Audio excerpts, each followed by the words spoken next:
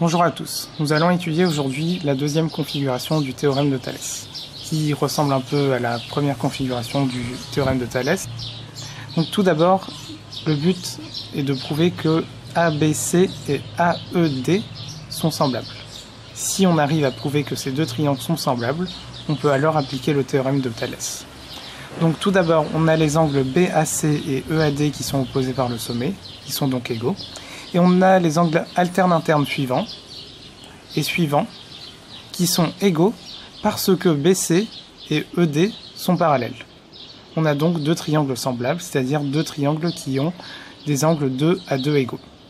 Donc, les hypothèses qui sont en général utilisées pour appliquer le théorème de Thalès et qui sont suffisantes pour dire que les deux triangles sont semblables sont que A appartient à BD et A appartient à CE et que BC et DE sont parallèles.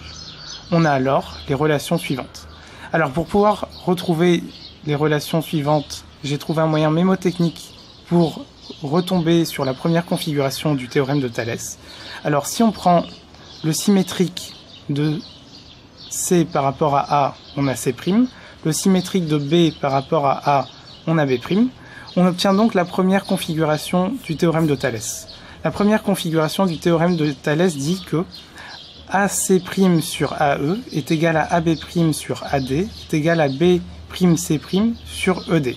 On peut enlever les primes tout simplement parce que AC' est égal à AC et AB' est égal à AB et que B'C' est égal à BC car ils sont symétriques. On peut alors tout de suite écrire AC sur AE égale à AB sur AD égale à BC sur DE.